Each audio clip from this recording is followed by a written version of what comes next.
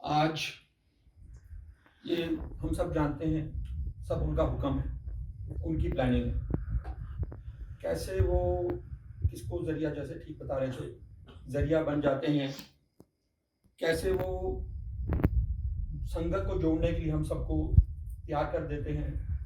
तो ये अपने आप में उनकी बहुत बड़ी कृपा है। हम एक छोटा सा प्रयास करते हैं कि संगत को जोड़ें, और इस प्रयास में गुरु जी ने हमें डाल रखा है। अलग अलग जगहों पे अलग अलग अंकल, अलग अलग आंटी पूरे विश्व में इस काम में लगे हैं। तो शुरुआत मैं इससे करूँगा कि सत्संग बहुत बड़े भाग्यों से मिलते हैं, हम सब जानते हैं, बहुत बारी सुना है हमने, बहुत बड़े भाग्य होते हैं। और ऊपर से अमृत वेले का सत्संग तो बहुत बड़ा भाग्य है। और अमृत वेले पे एक चीज़ आज मैं थोड़ी सी मन में है, क्लियर करना चाहूँगा। कई संगत मिलती हैं, क्योंकि बड़ी पुरानी जर्नी है महाराज के साथ, कहने के लिए नंबर्स नहीं हैं, बट चोले फॉर्म में महाराज के साथ जुड़े हुए हैं, लगभग 22 साल हो गए हैं। तो संगत कहती है कि अंकल जी, गुरु जी ने अमृत वेले के लिए तो कभी कुछ नहीं कहा जाता। ये बहुत संगतों के साथ मेरी क्वेश्चन आता है कि अमृत वेले के बारे में गुरु जी ने कभी ज़्यादा नहीं कहा। ये हम सब जानते हैं, गुरु जी ने कभी प्रवचन दिए ही नहीं। उन्होंने सिर्फ एक चीज़ समझाई, जो मैंने भी समझी, मेरी जैसी संतों ने समझी, कि शब्द बानी सुना करो। और उस टाइम पे भी शब्द बानी चला करती थी महाराज के दरबार में। और शब्द बानी में अगर आप कोई भी शब्द बानी मोस्टली देख लें, जो उस टाइम पे भी महाराज के दरबार में चलती थी, बहुत बारी उन शब्द बानी में अमृत वेले का जिक्र आता था, बहुत बारी आता था। आप पुराने रागियों की सुन लें, बहुत बारी उनमें शब्द अमृत वेले पे बहुत, क्योंकि वो सच्चाई है, वो बानी ने अपना इस चीज़ को बताया है।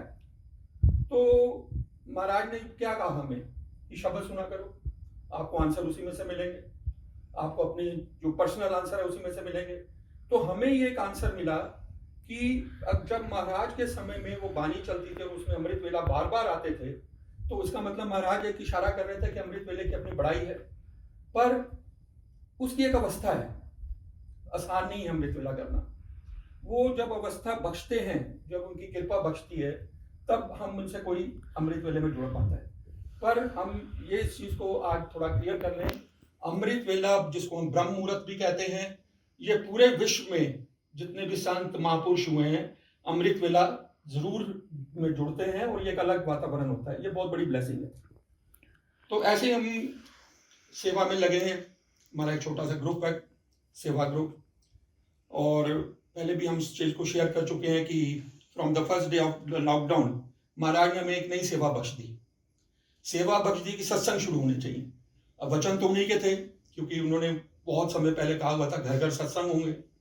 ऐसे हालात बन गए, ऐसे हम सब अपने घरों में बंद हो गए, और एक दिन भी महाराज की टाइमिंग देखिए मिसिंग नहीं थी। ठीक first day of the lockdown हमारी ये सेवा शुरू हो गई। हमें पता ही नहीं कैसे शुरू हो गई, कराने वाले मालिक हैं, जरिया वही बात है, बना दिया उन्होंने। बहुत हम इस चीज़ का शुक्राना करते हैं, भाग्यशाली समझते हैं। और आज तक ये सत्संग ऑल ओवर वर्ल्ड संगतें अपने अपने टाइम पे कर रही हैं, टाइम रिस्ट्रिक्शंस नहीं रही हैं।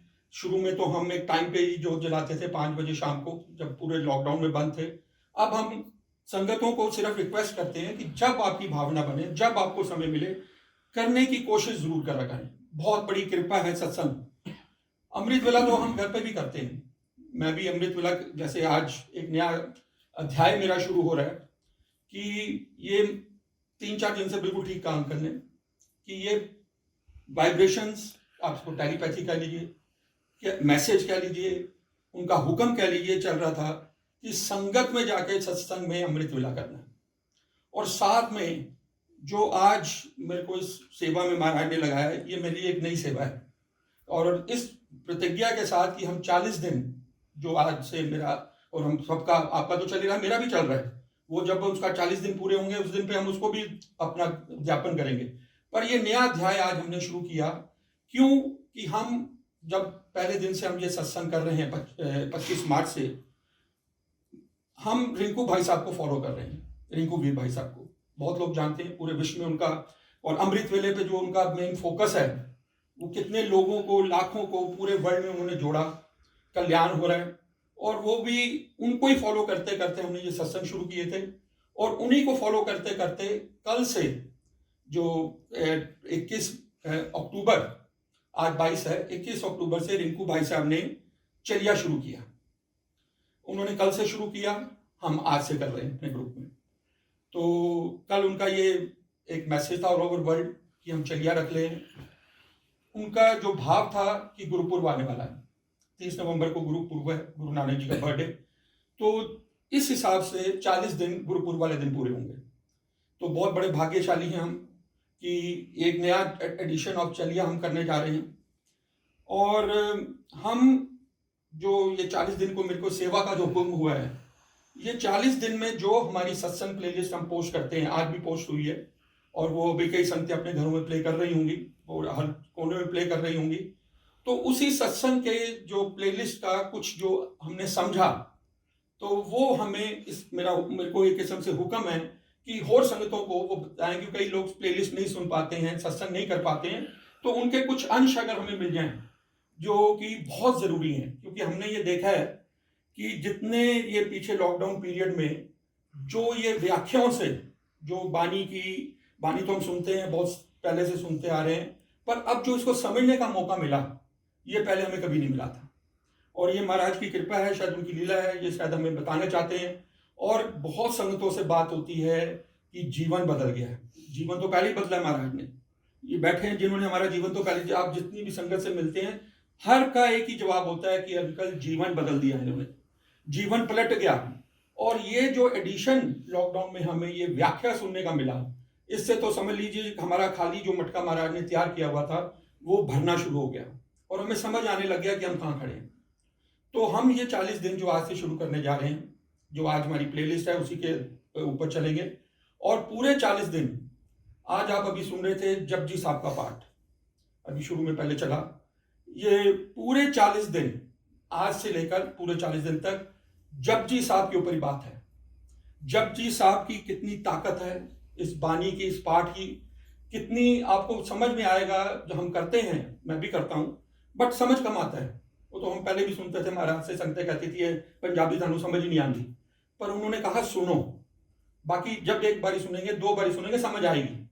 पर ये अब हमें क्लियरली पता लगेगा कि जपजी साहब की ताकत क्या है, इस बानी की ताकत क्या है। तो ये 40 दिन जितनी भी संगत यहाँ पर हैं, या इस आज ये वीडियो शूट से जो पूरे कई जगह पे अगर वायरल होगी या पहुंचेगी, तो मकसद सिर्फ ये है कि जो लोग अपने घरों में हैं, आज से उनको पता लगेगा। जो रिंकू भाई साहब तो कल से शुरू कर चुके हैं, हमारा ग्रुप आज से कर रहा है, कि जपजी साहब की कितनी बढ़ियाई है। तो जपजी साहब के बारे में एक छोटा सा उन्होंने उदाहरण दिया कि जपजी साहब की ताकत क्या है। सबसे पहले तो जो आज की जो प्लेलिस्ट के हिसाब से जो हमने सुना समझा महाराज की व्याख्या में, कि हम सब के लिए बहुत ज़रूरी है सिमरन सेवा में जुड़ना।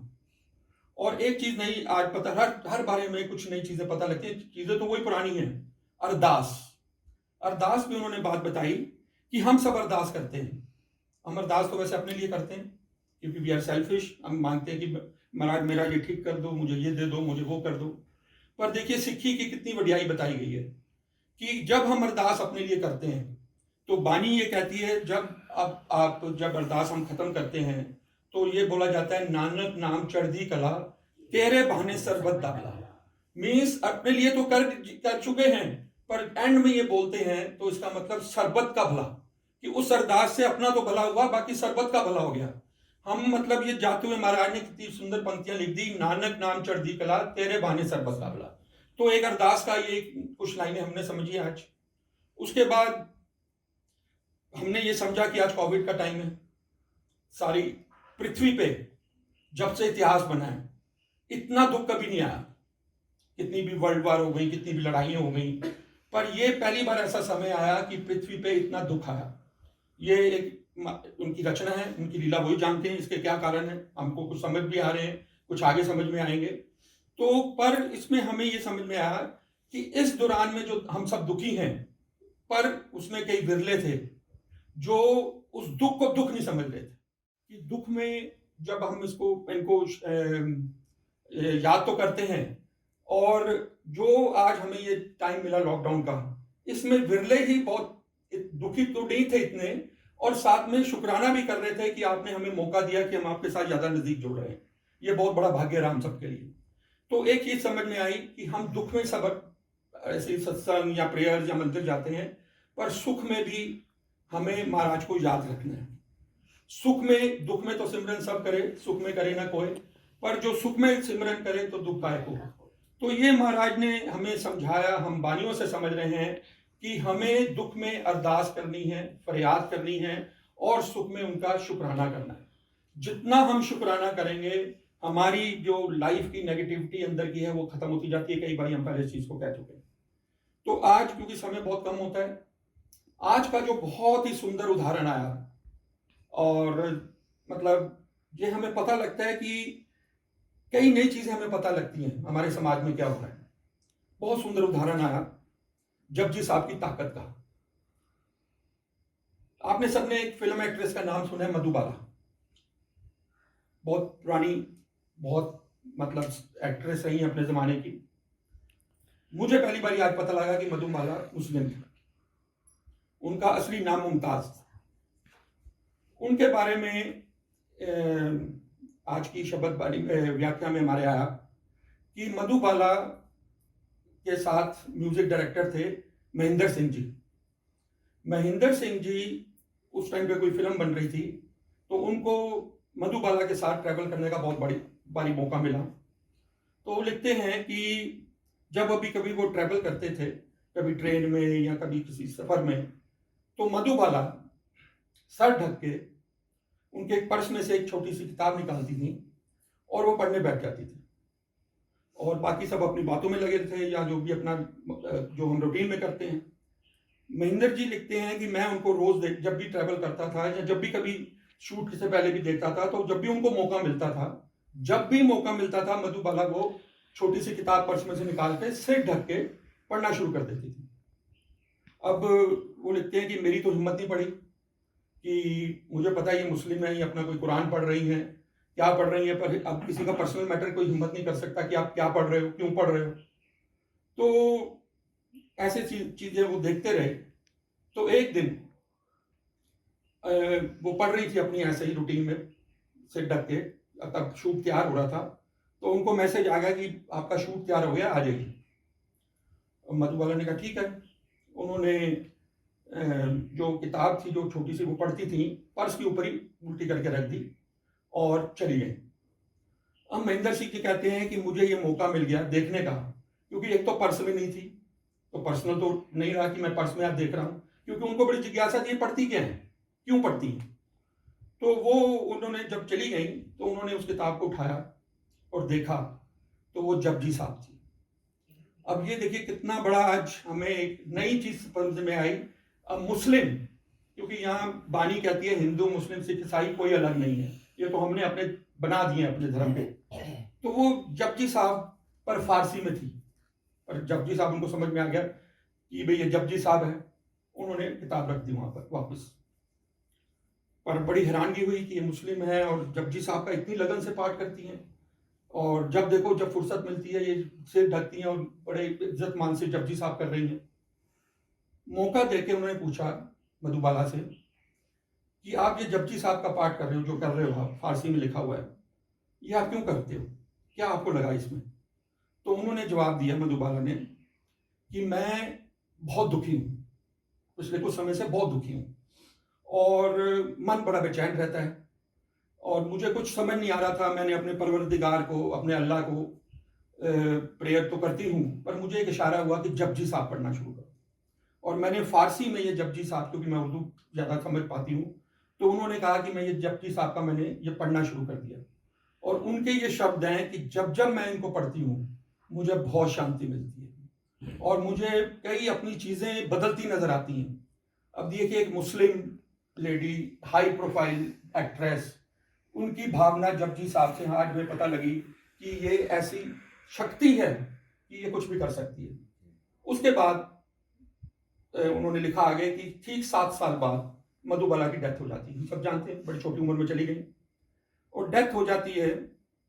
और उसी दौरान में उनको ये पता लगा कि मधुबाला हर गुरुपुरब पे, जो अंधेरी का बॉम्बे में गुरुद्वारा है, वहां पे जितनी भी लंगर सेवा होती थी, मधुबाला ने एक उनसे ये रिक्वेस्ट की थी कि जो गुरुपुरब पे जो अंधेरी का ही मैंने बताया ना, मैं भी भूल जाता हूँ, अंधेरी का जो गुरुद्वारा है वहां पर ये लंगर सेवा मेरी तरफ से होगी। तो वो कमेटी ने उनकी बात मान ली कि ठीक है जी, आपकी इतनी भावना है। वो भी उन्होंने देखा ये मुस्लिम है, ये सिख है, ऐसा कोई मतलब नहीं है, उनकी भावना है कि लंगर की सेवा मेरे से होगी। और उस टाइम लिखा जाता है कि 6 अमाउंट तो चलिए नहीं बताते, पर्टिकुलर एक अमाउंट का चेक वो काट के दे देती थी कि जब जब ये मेरा जीवन रहेगा, तब तो वो जीवित थी, जब जब मेरा जीवन रहेगा ये गुरुपुरब वाले दिन पूरी लंगर की सेवा मेरी तरफ से हो। बहुत बड़ा भाग्य है। बड़े लोगों के पास करोड़ों रुपए होते हैं, दिल नहीं होता। ये उनकी बख्शिश होती है जिनसे वो सेवाएं लेते हैं। ये उनके तरीके थे। ठीक 7 साल बाद वो चली गई, गुजर गई। और संगत जी, मैं सुन के बहुत हैरान और खुश हुआ कि वो सेवा उनके जाने के बाद 6 साल तक उनके डैडी करवाते रहे, जब तक उनकी क्षमता रही कि ये सेवा रुकनी नहीं चाहिए। मधुबाला चली गई हैं, वो उनको पता था क्या कारण थे, उनको इतनी छोटी उम्र में क्यों जाना पड़ा, वो मालिक ही जानते हैं। पर वो 6 साल तक उनके फादर ने वो जितनी भी अमाउंट बनती गई उसको वो निभाते गए। और सबसे बड़ी आज लास्ट में बताने की बात है, खुशी इस बात की हुई कि आज भी जब भी इस गुरुद्वारे में गुरुपुरब मनाया जाता है, कमेटी ने यह फैसला किया कि उनकी ही अरदास से ये लंगर होगा। मतलब कमेटी करती है पर अरदास मधुबाला की लगती है कि ये तेरी बच्ची की अरदास है। आज वो नहीं है इस संसार में, पर जहां भी उनकी आत्मा है, उस बच्ची की भावना की अरदास है, उस बच्ची के नाम से उस गुरुद्वारे में आज तक अभी भी अगर आने वाला है तो वो उन्हीं की लंगर सेवा, उन्हीं के नाम की अरदास है।